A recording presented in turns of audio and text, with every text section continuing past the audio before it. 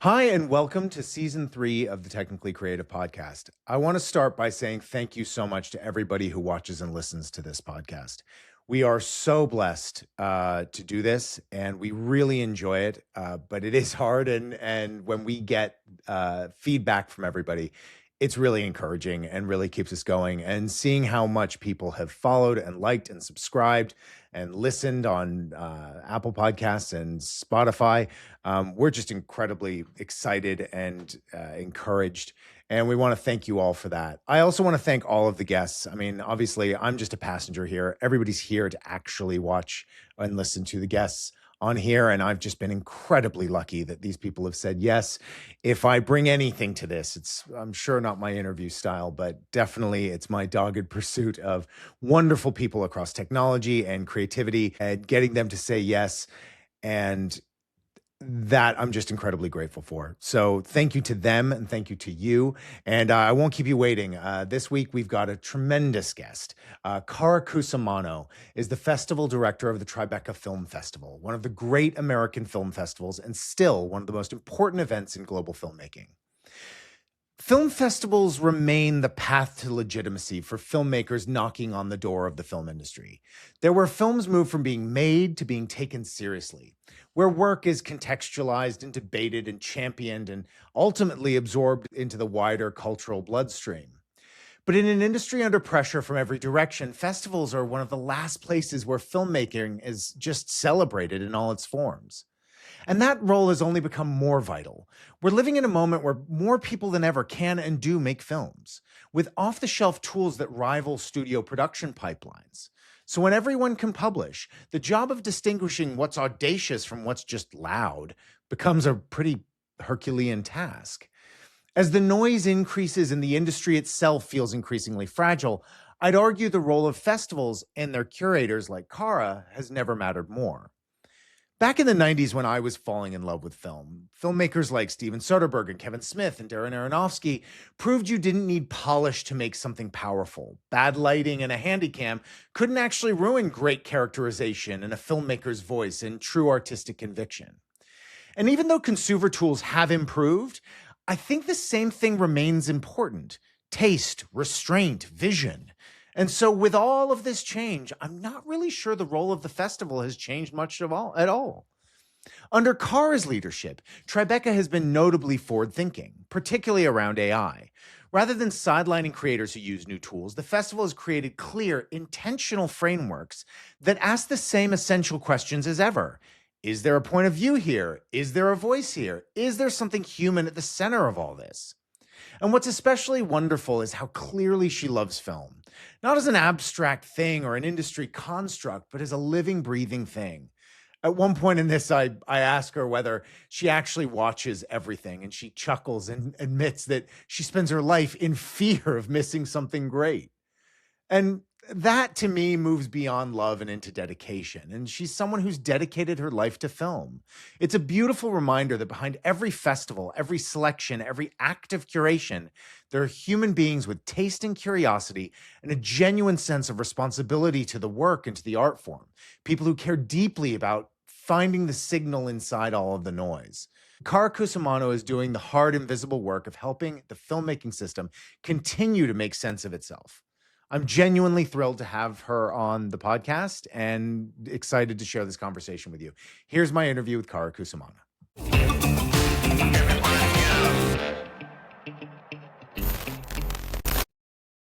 Cara Cusumano, thank you so much for doing this. I know we had some scheduling conflicts and stuff like that. You're incredibly busy, so I really appreciate you taking the time to do this.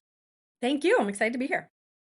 Yeah, I'm super excited to talk to you. Obviously, we're in this time of incredible upheaval for films, box office especially, streaming, AI, all of this stuff. One of the reasons I wanted to get you on the podcast is because I saw you guys doing the Sora short series with OpenAI, and I thought, well, that's really leading from the front. As festival director for a festival as great as the Tribeca Film Festival, how do you see it responding to the current situation with all of the threats to the filmmaking industry?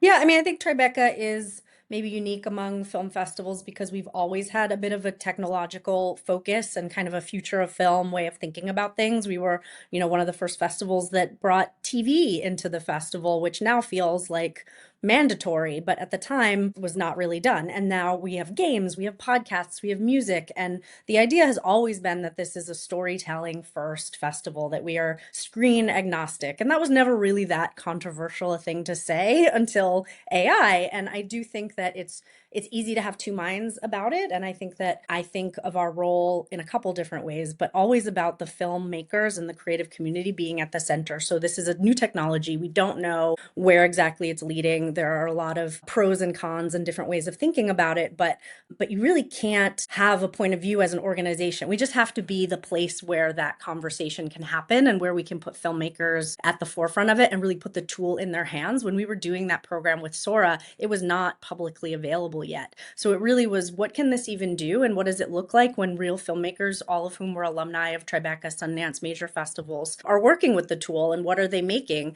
And truly ask the question. It has to be open-ended. We can't come to it with like our point of view first of what the answer is. All we can do is put the right people in the right room with the right resources. Yeah, because it's amazing. I always kind of say creativity and storytelling are going to be fine. And in fact, there's going to be more of it. The question is about whether specific infrastructure around parts of the industry will need to change. But really, as you say, that's not really your editorial perspective. It's just providing the place to celebrate independent filmmakers and storytellers in these mediums. And if you can make a great story with different tools, the proof will be in the pudding in that way. And there's so much resonance with other periods of film history when people stopped making movies on 35 and started making films digitally. The sort of transition of technology that at that time made it so much more accessible. So many more people could make a movie than ever before. And I think there's something true about AI with that as well. And I have to make space for that. I think there's really value, something to be said for that. But then, all the other side of it, to your point, the things that the industry needs to figure out about IP and compensation and credit are all very, very valid questions that need to be worked through as well. Yeah, it seems like we're sort of relearning the lesson we learned in the late 90s when people like Kevin Smith came out with Clerks, or Steven Soderbergh and Darren Aronofsky. They sort of showed us that actually the filmmaking look and feel didn't really matter so much as characterization and story did. And like, as people were filming things now on handy cams, and that democratized and got a lot of people into storytelling. And then festivals like yours championed those things, and everybody went, oh, it doesn't matter if it's harsh lighting or over Hmm. contrasty or whatever else. If the storytelling and the characterizations are good, that's what's ultimately going to win out in the end anyway. And I think And we're sort now, of learning it again, truly, and Yeah. there are limitations to that as well. To when we had 13,000 submissions. When you're watching the number of films that we're watching, most of which are made on the microest of micro budgets with very, very limited resources and amazing ingenuity, but you can see those limitations on screen often, and that's why the dinner party gone wrong movie is so common, because that's something you can Yeah. do with your friends in your own apartment. So selfishly, I'm like, imagine if these same amazing people and creators and writers and storytellers could make a movie in space and that cost the same. Wouldn't there be like a whole new range of stories that are available for us to watch and to consume? And as well, I mean, documentaries, I always feel like documentaries is the one place you're not going to begrudge any documentarian for using AI, because they just got to use what's ever available to them. I mean, you and I first met when I was making documentaries, and that was a very tiring, exhausting, and not very lucrative life. And you do it for the love of the story you're telling, and you have so little money to be able to put these things together. If you can use AI to do what Passion Pictures did with something like Waiting for Sugar Man and have these interstitial animations and things like that, God bless. I don't think anybody's going to begrudge that. I think there's a misconception. I mean, you talked about when we did the Sora program, any backlash we got. The only backlash I remember hearing was sort of a general perception of you're taking spots away from filmmakers to give to these films. And I think that there's a perception in general that this is somehow supplanting other pure filmmakers or creativity, instead of being an additive, instead of being a tool that those same filmmakers are using that could maybe even be creating jobs. They're not, they're thinking about it as that start to finish, an AI is going to replace a creative storyteller instead of being a piece of that. It's going to help with creating the budget spreadsheets, or it's going to help with juicing the graphics in a cool way, and actually kind of create more opportunity for creators. So and we did not in the end actually take spots away from the film selection for those films either. Those were completely additive to the same program we've always done. Yeah, it was a separate series, and you have a couple of different kind of series for Tribeca X and Mhm. the Storytelling Summit and things like that. I really feel like Tribeca and the film festivals are like they're a stage for just showcasing who shows up, and you guys are very good about making sure that there are enough different pockets for enough different people to be able to showcase themselves. Well, that's the hope, and I think one of the great things about being in New York City, because every film festival is fundamentally a site-specific local event for a local audience, and we're just very lucky that our local audience is the greatest city in the world and the most diverse and with a hugely creative movie-going audience, which is very liberating on the programming side because we are able to embrace everything and know that it's going to connect with the right audience here. It's funny to me that some democratizing tools are looked down upon and some are celebrated. I mean, I don't remember anybody going, I can't believe Sean Baker made a movie on an iPhone. Like, how dare he when he did Tangerine? Everybody was kind of like, wow, you could do that? That's amazing. Was so inspirational. But I can see obviously where so much of it is coming from is this feeling that everything I watch is going to be this AI slop kind of stuff. But I think that the other thing is we also haven't seen enough creators be using these tools. We've seen a lot of armchair social media people, but the more I see people like Jagger Waters and Reza, and and Reza was in your program, the more I kind of go, oh, storytelling is going to be fine, and this is just going to be a new medium for it. I think there's just fear, and no one got mad at Sean Baker for making a film with an iPhone because everyone had an iPhone, and that wasn't Yeah. terrifying. But that's why I feel like so much of what we can do is just put the tool in people's hands and like help creators understand it, use it, hear about it, imagine how it could be worked into their practice, and still absolutely free to say that that's not for me. But I worry that if we just, say that it's a hard no, the door is closed, the technology steamrolls the creators. I mean, obviously there's between fear of, I mean, we've watched the shift from streaming, and that distribution channel has fundamentally hurt the studios. There's fear about the filmmaking and film going experience changing. There's fear about these new tools. You guys are a film and storytelling celebration factory. I mean, that seems to me really to be what you do, is celebrating these people. Is that harder now, or do you feel more of a sense of purpose because it's more necessary?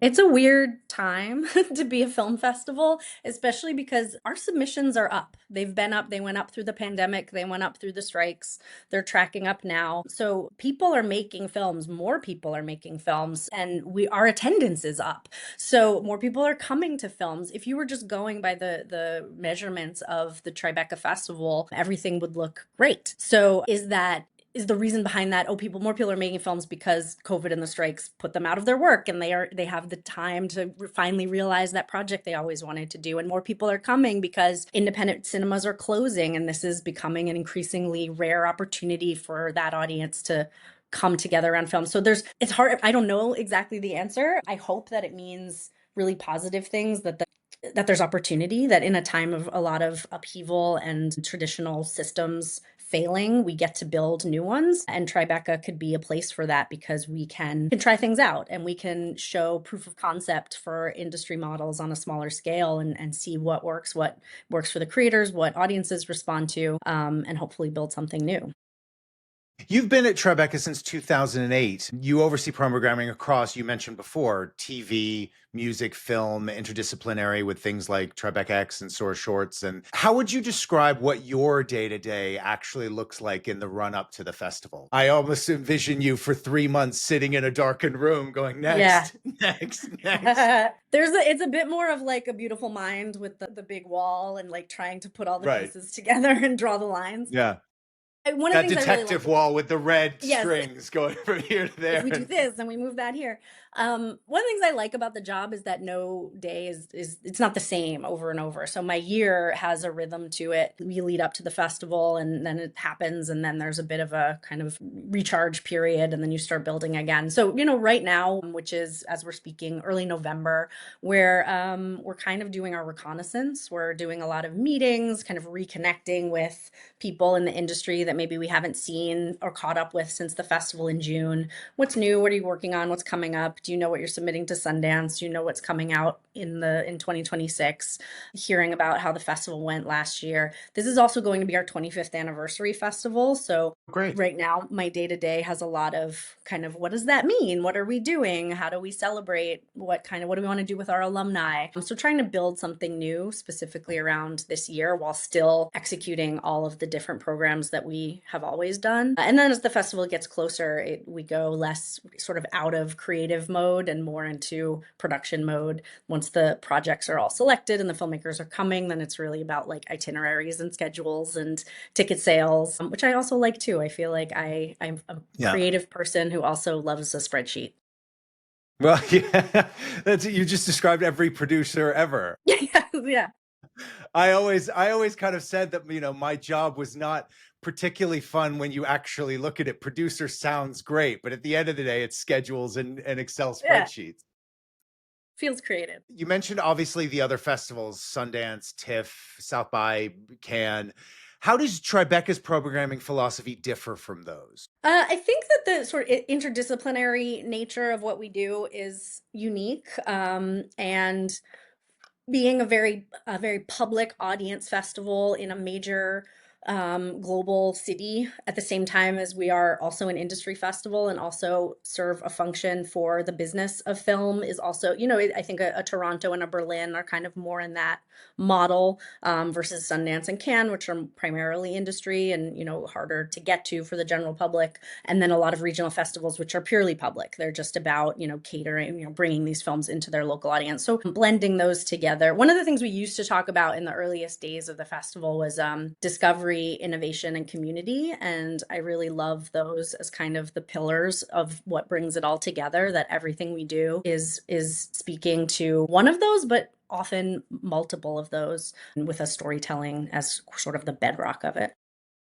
Yeah, the thing that surprised me when, I was lucky enough to have a film be selected by you guys, and what surprised me was there was this sort of healthy competition, it seemed, of horse trading amongst with the filmmakers to kind of go, no, no, no, we're going to showcase your film better than they will. And I mean, is that a fun part of it? Is it just natural, healthy competition? I mean, it really felt like the best thing for us. I mean, I know that I felt that we were getting the best deal possible because we were so in communication with you and South by and Toronto, at the end we were like, well, this is just the greatest thing that's ever happened to our little film.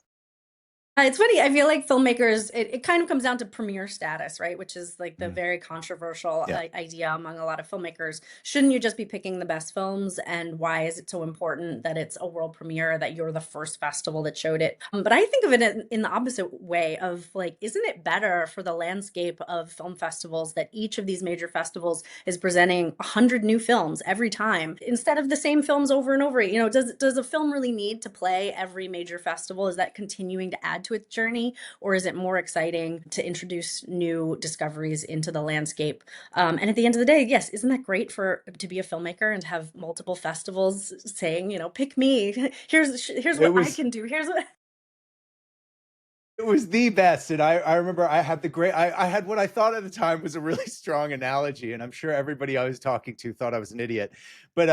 But we were talking to you in South by, and you guys were both kind of saying, oh, we want to be your premiere and whatever else. And our film was about Texas, and the Texas State Board of Education. And I said, Crocodile Dundee was way cooler when he was a fish out of water in New York. You don't remember any of the scenes when Crocodile Dundee was in Australia, but you definitely remember when he showed up in New York. And I said, that was my reasoning. And I was like, we want to be at Tribeca. And you guys were just so great to us. And we had such a good time. And I think that was also the other thing is I feel like with both South by, Toronto, even Venice, Cannes, certainly, there's this sense that when you go to the festival, that's the only thing that's happening in the world. And what Hmm. I love about Tribeca is by the fact that New York is still going on around you about its regular day, Tribeca seems that few blocks that you guys just kind of take over and all of those theaters seems even more special because it feels like you're leaving a bustling metropolis and entering a bubble within it that's all about film, all about creators. And I just loved it so much. Thank you so much. Yeah, it's one of the things that Jane Rosenthal, our co-founder and CEO, talks about at the festival that, in any other festival, you're like competing with the other films that are coming out that weekend, or you're competing with, local events. And here you're competing with Broadway and the Yankees and like everything else that's going on in New York City on just any given weekend. It's such a special event. I mean, and obviously, and we've touched on it a few times, your programming slate is famously broad with art house and docs and international and popular stuff, television. How do you actually go around structuring the programming process to handle that level of editorial diversity? You mean among the team, like sort of on the Yeah. organizational side? So our team is or every sort of vertical has a lead programmer. So there's somebody who's leading short films, or somebody who's leading podcasts, or somebody who's leading games, and they each will have their own committees and their own teams, but they're really putting together the slate that makes sense for that year, that industry, something that's really relevant to the creative community specific to games and podcasts. And then it's sort of my job and all of our job together to make sure all of that makes sense together, it's not just a quilt that stitches together the different siloed pieces of the festival, but that there are themes that emerge across, that we're putting creators who are coming from for a specific section in conversation with others, and there's opportunities for them to meet each other in informal sort of social ways, but also in more structured ways to potentially collaborate. And I think that resonates for audiences too, because this is how people consume stories. It's nobody says, well, I'm a gamer and I don't see movies, or I only listen to podcasts. I think we're all consumers of culture. And so making that all available to an audience in one place feels like it makes sense to me. That doesn't seem like it's a controversial way to program. No, of course. But I wonder, do you when and how do you watch those themes emerge, and what do you do to once you've identified them? Like, I mean, what does that process look like a little bit more? It is emerging. We can't be we can't dictate it. We can't come to the day one, our first meeting, with a blank slate and say, okay, 2026 is going to be about the environment, or it's going to be about first-time filmmakers, because it has to come from what we're actually seeing. It has to be organic, and I think the storytellers have the right instincts too. We can't be prescriptive in that way. So we have meetings cross-departmental within programming, meetings where everyone's just talking about what they're seeing, what they're excited about, what's coming down the pike, and listening for those sort of resonances. And then we might see something. I'm probably most day to day involved with the features programming. So in that meeting, I'll say, oh, there's really something interesting. There was one year where it was a lot of actors making their first feature film. That was something that just Mhm. was happening that year. And so we started to notice that. We brought it to the meeting and sort of told the group, and then that was now something that other people could look out for in their various areas of expertise and sort of feed into the same thing. A few of the things that we do are maybe more prescriptive, like the festival takes place just before Juneteenth, and we have done for the past few years a program called Expressions of Black Freedom about the Black experience, and that's been very interdisciplinary, and that's something that we feel strongly about doing. And it's not like there's ever going to be a year where we just didn't see it in the submissions. So, Yeah. kind of putting that into the agenda to begin with, of like, well, what's going to populate this program? How are we talking about this year? Is there a theme within that we're going to zero in on this year? I feel like everything always happens pretty organically. I have certain benchmarks I like to hit of a certain number of films invited or confirmed by certain dates. Obviously, we have certain press release or like publications deadlines we have to work towards. But I feel like the decision-making process and the sort of thematic conversation that you're talking about is very collaborative and very easy. Yeah. There's not a lot of contention when we're talking about, is it this or is it that? And how are we talking about these things? Because everyone's so passionate about what they're seeing and what we're programming. The films that start coming in are the horse, not the cart. So you start seeing things and you go, oh, I'm seeing trends here. I'm seeing things. Oh, actually, this makes sense. And really get inspired from there. And then when you get into your spreadsheet era, you start going like, okay, like we want to program around these things that we're seeing, and narratively, these sorts of projects fit within that.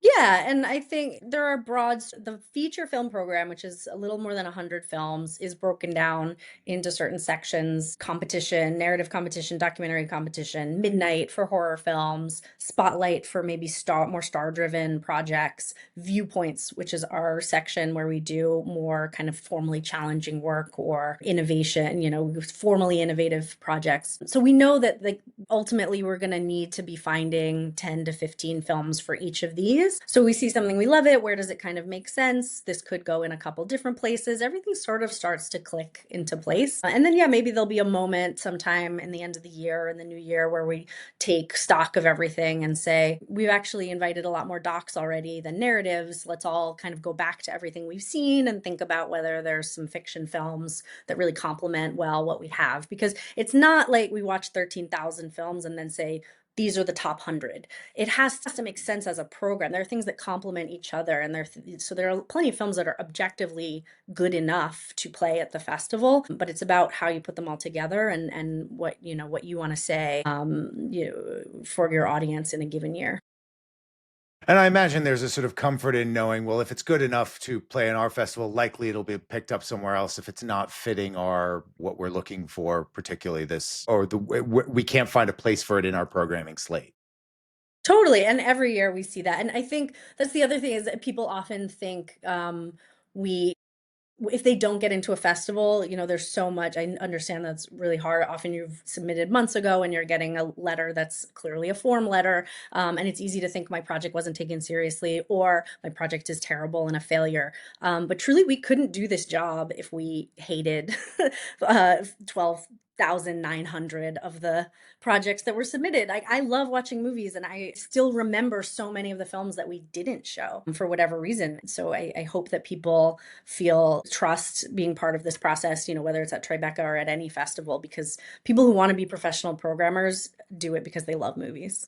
You mentioned in there, star vehicles and things like that. How do you balance championing indie voices with programming big pop cultural films with a lot more resources and that are clearly coming out of the traditional industry? The festival can serve multiple functions for any given film. And I think we try to have a pretty bespoke experience depending on what the film's goals are. But primarily that falls into I am looking for distribution. I'm premiering the film at the festival because I want the industry to see it. I want to get good reviews and have audiences love it. And then someone wants to buy it. And then I'm launching out of the festival. So New York is the capital of press in the world. And I can come and do a big red carpet and get a ton of attention. And then my movie will be available in theaters or on streaming a few days, weeks, months later, and can kind of ride that publicity into a successful launch. So I like to think that we are successful at both of those things, and it's just a different positioning for each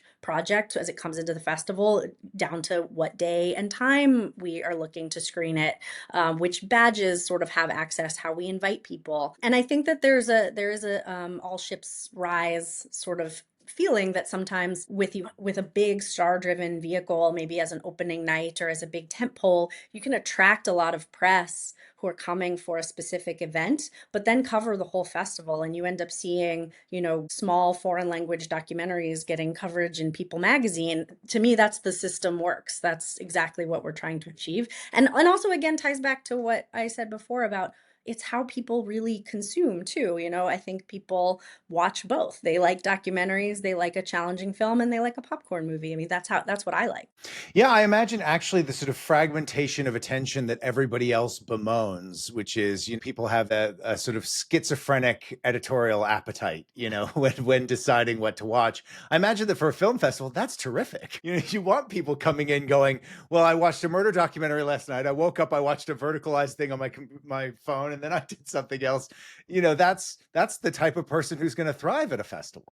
It's a festival and it's a convention and I mean, I love going to festivals too. I like waking up at 9 a.m. and watching 6 movies in a row, going to a party and passing out and doing it all again. So we hope that people come and have that experience, that they're not coming for just one thing, but they're actually putting all these things in conversation together in their own mind and in their own experience, the same way that we have as the program. What are the soft power elements of the festival? Because obviously, like you said, there's loads of parties, there's loads of kind of things happening. How much of a responsibility does Tribeca kind of, or do you as an institution take on going, yeah, we want to be like throwing and hosting and doing these things, because the more of these creatives that get together and talk about craft or talk about story, the more we've also been a platform for them to ideate for whatever they're going to do for next year. Yeah, I mean, we've created more. I mean, there's the sort of party atmosphere that you're talking about. We have a director's brunch, we have a welcome party, like just making sure that people actually meet and know each other. But we have some more structured elements of our program too. We have a program called the Creators Market, where people can come with projects that are pitches, that are scripts, that are works in progress, and we will help get meetings. And again, bringing the sort of interdisciplinary point of view, those people can come from anywhere in the festival. Maybe they have a project that's in official selection somewhere and they're pitching a new project. They could be gamers, they could be podcasters, they could be traditional feature short filmmakers. And what they're pitching doesn't necessarily have to be the same kind of thing that they have at the festival. So I'm just trying to create that cross-pollination, make people meet people they wouldn't have otherwise met. You mentioned the Storytelling Summit at the beginning, which is a program we launched last year that's meant to be for the broader industry. One of the things I would hear sometimes is, I love Tribeca. I come all the time. I don't have a project this year in the festival, so I'm not really sure how to participate. So just creating a forum where you can come and we host panels, we host cocktails. It's just more of like a congregation environment for the broader industry. And so that everybody feels very welcome and invited and they can share their expertise, whether that's on stage or just in conversation. Felt like that was a really valuable addition to what we were doing. And it was much more successful than we were even expecting it to be last year. So clearly there's appetite for that. I remember I was very lucky. Obviously, we had Revisionaries one year, and then we had another film, In God We Trust, about Bernie Madoff the second Mhm. year. And I went the third year, and I was like, oh, I felt like the belle of the ball for 2 years. But I did get to like actually enjoy it more. I think I spent so much more time that third year, like doing exactly what you said, like rolling from this theater to that theater, this theater to that. I mean, and just like I've been to IDFA in Mhm. Amsterdam, and that's the same thing, because it's only three theaters and they're all right next to each other.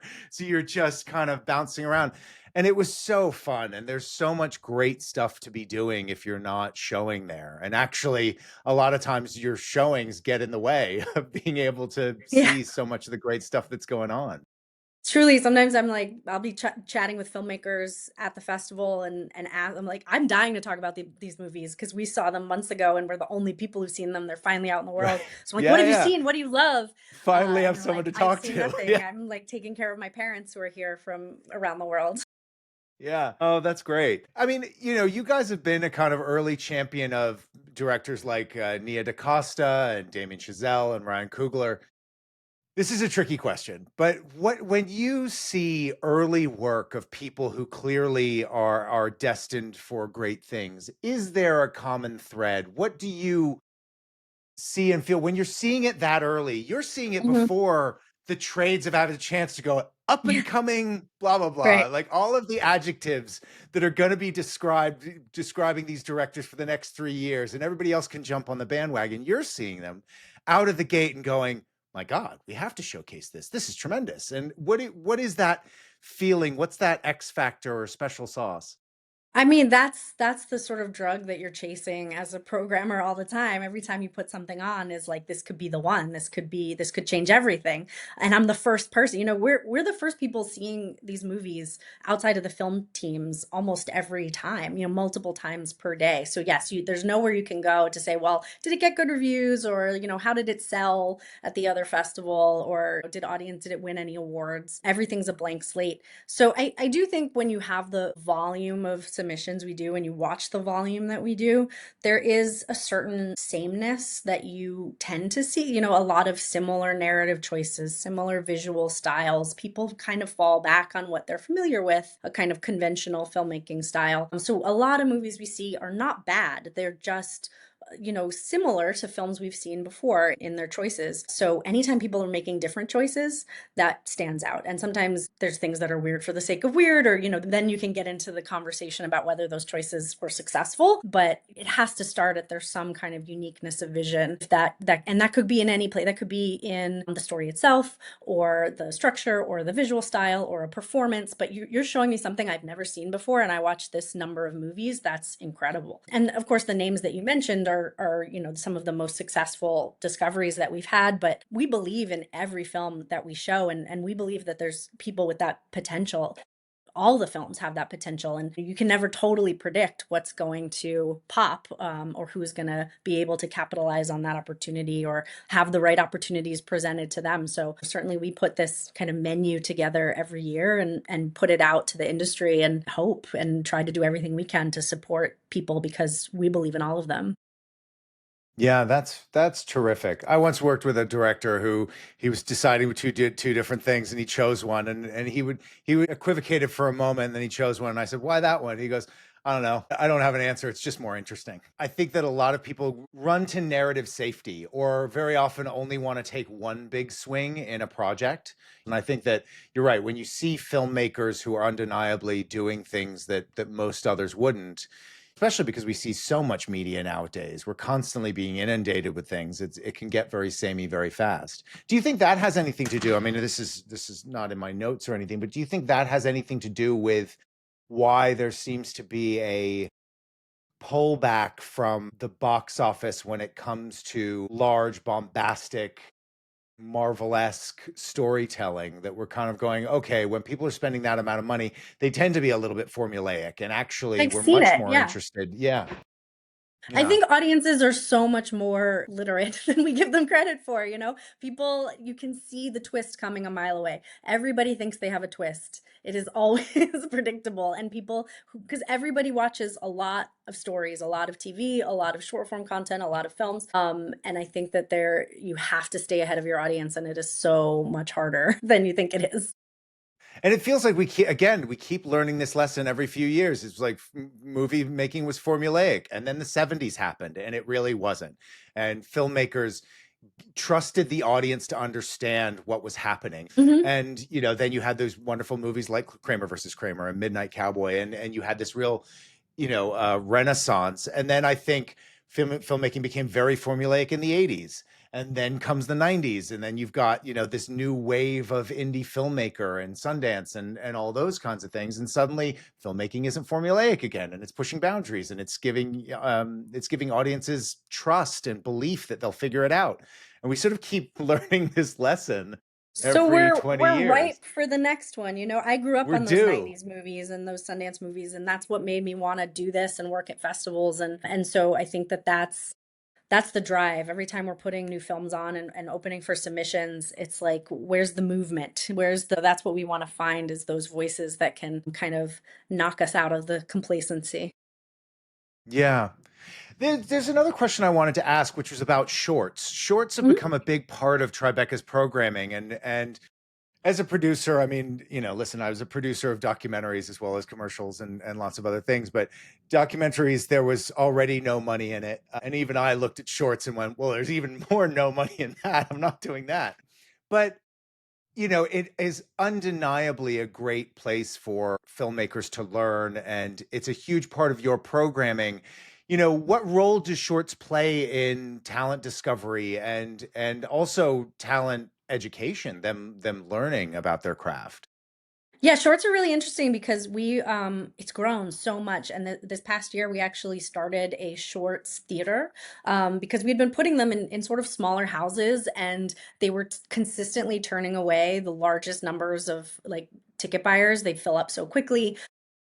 and our box office was saying you have to be putting these programs in a bigger house. So we created a house. We built a theater that was 250 seats, that would only be for short film premieres, and it was a huge success. So and at the same time, our short submissions go up and up and up, and I think we're at close to 9,000 short submissions for last year. So there's a big audience, and there's a big drive from the creators as well. It's not financial. I know that no one's getting a huge paycheck to do these, but of course there's amazing talent that launches that way, and I hope that we can provide a platform that really puts that on the same level as everything else we're premiering. I think our shorts team would push back on the idea that it's a place to learn, or that it's a place to do a proof of concept for a feature, that this is its own art form.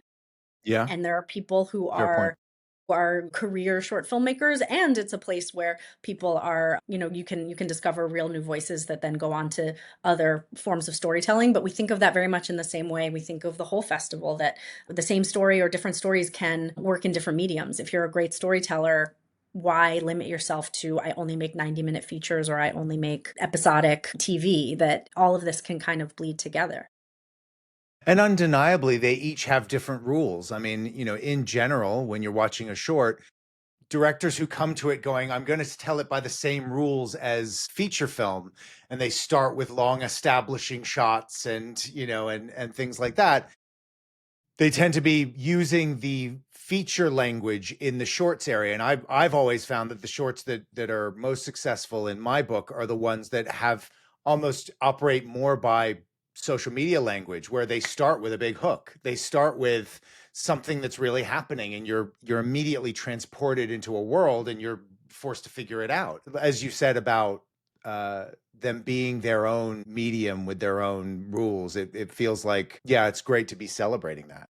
Yeah, and I think our shorts programmers would probably say that it's a ding against a short if the feeling is, oh, this is auditioning for a feature, or they really want this to be a Yeah. feature, and Yeah. it has to embrace that, the medium that it is. And I think that people also don't realize the sort of laws of unintended consequences. Like, I always felt that one of the reasons that documentaries got so good is because so many more people started working in reality television. You had an industry built up around editors and camera people and everybody trying to extract drama from real life situations. And then docs got insanely better because you had all of these crew who were really good at that now going, I want to tell a story about this. And then suddenly they had all this real world capability. And I think the same thing is YouTube is creating better shorts creators, because, Hmm. and then everybody originally said YouTube was kind of its era's version of slop. And now you have so many people getting confident in short form formatting, and suddenly shorts are improving vastly. Yeah, I mean, the documentary thing is interesting because I think it's that, but it's also the audiences, that suddenly nonfic everyone was very literate in nonfiction, in quotes, with reality TV, but that documentary became liberated from its own genre. Like, a documentary is the genre. A documentary can be a comedy, it can be a thriller, it can be a horror movie, and that was suddenly a game changer. And documentaries became amazing so fast because they were being made in so many different kinds of ways, which hadn't been the case for a long time. Yeah, Michael Moore actually called our film a horror film. The one about the, It's an the Texas honor. State Board of Education. He was like, that's the scariest film I've seen this year. I have a vivid memory of your film. Can I is this Sure. allowed to Yes, go of on a tangent? course. A vivid memory I of would your love you to. film premiering at the Anyone who has a festival. memory of that film, I'm thrilled. It was, so the subject of your film was a local politician who was putting conservative messaging into textbooks in Texas, and then those textbooks were going around the country. And he believed he was doing the right thing, so he was very like open, like completely open to the film, and stood by it, even though those of us who don't agree with this were watching it, like you said, like a horror film. And because of this, he came to the premiere. He's like ready to greet his public and do a Q&A. And then between your team and our team, there was so much hand wringing about putting this guy on stage in front of a New York audience, and like they're going to tear him apart. What's going to happen? Like, we have to have an exit strategy if this gets too heated. I remember that. Yeah. I was doing the Q&A because it was like bringing out the big guns. Like, I was going to be able to control this crowd. I call on the very first person in the audience, and he raises his hand and he's like, I just want to give you a round of applause for being brave enough to like come represent this film in a very hostile, unfriendly audience, and like be here and have the conversation with us. And they all applauded him. And I was just so Yeah. proud. so proud of us in that moment that like it ended up being such a thoughtful, interesting conversation that everyone took so respectfully, him and the audience, and I was very moved by it. So I remember that so well. Well, that's lovely. I think the first question I had to you was afterwards, did you plant that person? Like, did Yeah, you yeah, pay yeah. someone to ask that Yeah, that was my question? dad. Because it did. It was like, and I'm not sure everybody else was as stressed as we were, but it did. It kind of let the air out of the balloon a little bit. It was like, okay, this is going to be all right. Yeah, they're not gonna tear him apart. Yeah, we were very protective of Don actually, because as like you said, I think that was the wonderful thing about the movie is that he looked at what he said up there and he was like, damn right, Mhm. and we did try to be incredibly balanced. And interestingly, we went to Texas and we showed it in Texas. The crowd there was very upset.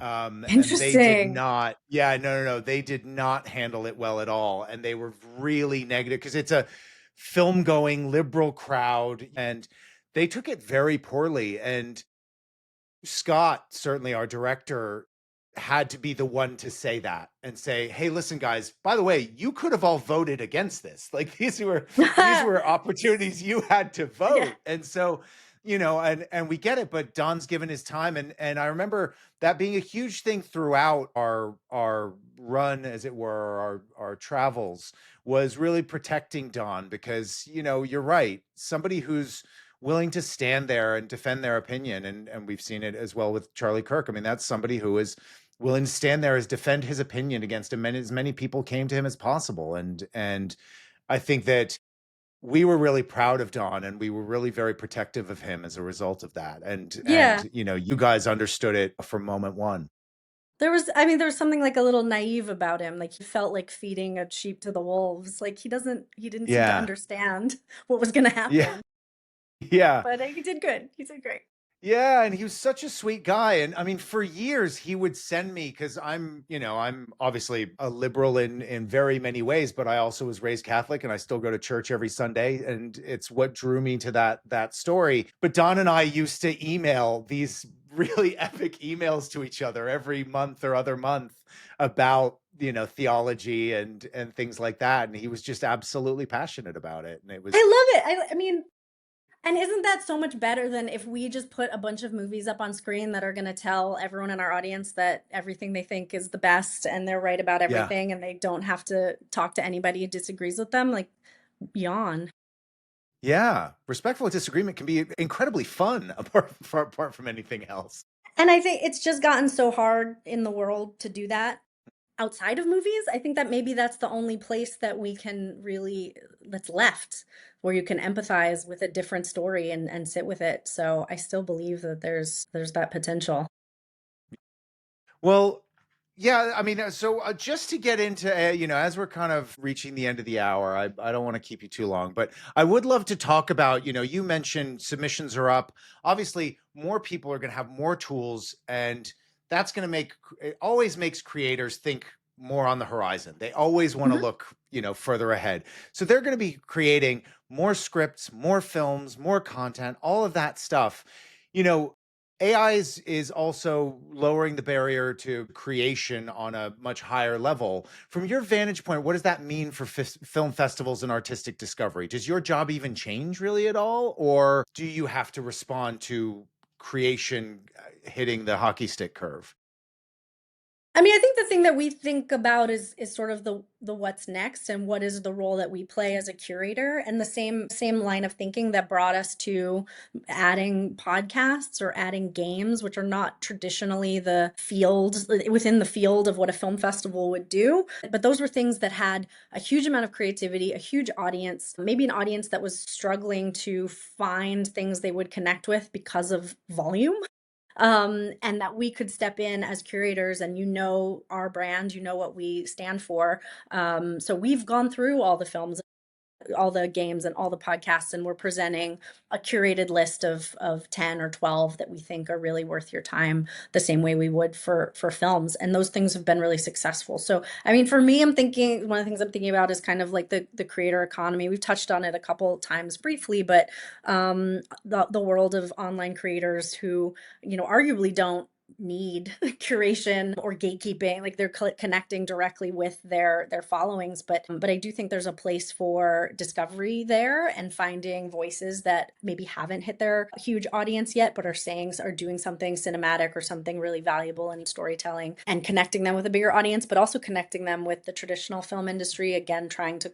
do that cross pollination. One of the creators that we spotlighted at the festival 2 years ago is a new cast member on SNL. So, like, that's a great story. And anywhere that we could help find someone and give them visibility, even if it takes them into a different arena, I think we'd consider ourselves doing our job. So maybe it's that, maybe it's micro dramas, all the different things that you're hearing about, trying to figure out what's a flash in the pan and what's really going to be a new field of storytelling that we could help support creators, support audience, and support industry.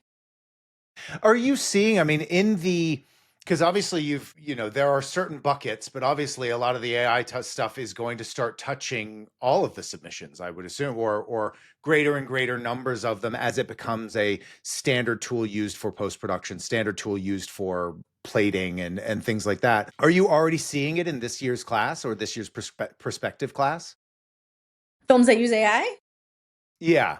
Yeah. Oh, definitely. And it's interesting because we give people the option when they submit to, you can tag your film any number of things. It's a comedy, it's a New York film, and AI is one of the things people can tag with. So we've seen films about AI or see films that use it, but I think there's more. There are a lot of films that would use AI as part of their production in some capacity that would then not check the box when they're submitting. And I feel like you've already seen some stories like that come out later that, the brutalist used AI in some way. And I think that's more likely. That's more what's happening versus the novelty of this is the first feature length film made entirely with AI. I don't know that that's what we're looking for or that's really the right next step, although I would love the Blair Witch Project moment. Like, what's the film that's Yeah. going to make it undeniable? I don't think anyone's made that yet. I was talking to Brady Corbett's producer, and he was saying, what he did gave more people work. I guess. The rigor he was Right. showing about dialect meant that more, like, we either wouldn't have done anything, then we engaged somebody else and this AI tool, like we gave more people work at the end of the day. And that just comes from an imperfect understanding of what AI is, what it does, where it's used. And, now it's just this kind of blanket fear.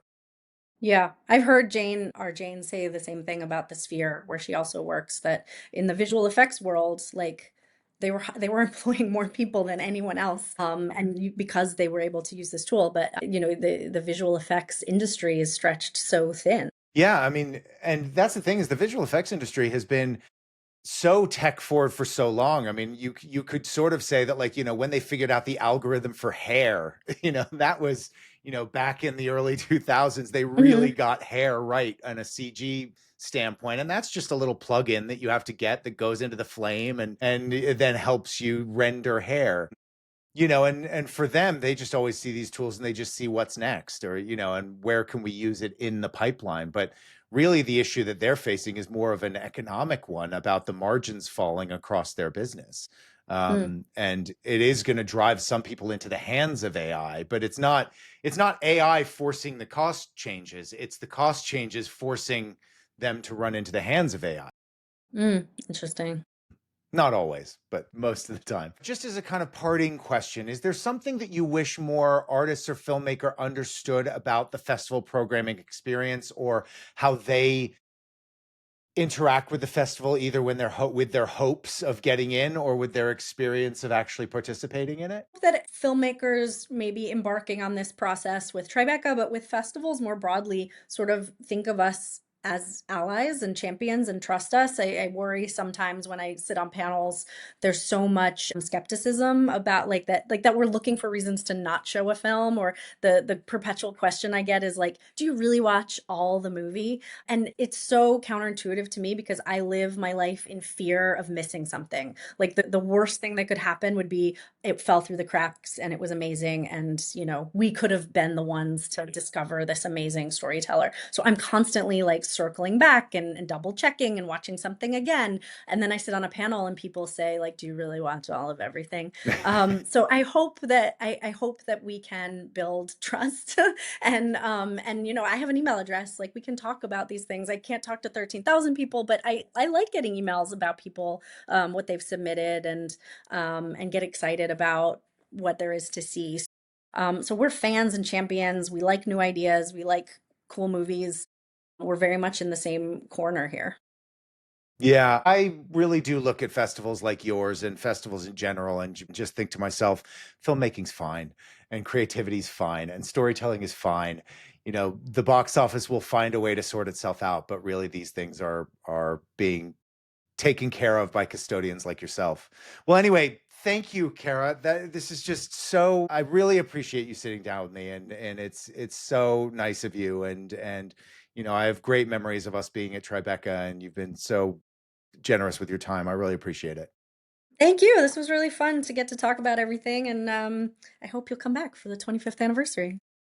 I will. That'll be great. Fantastic. I'll be there.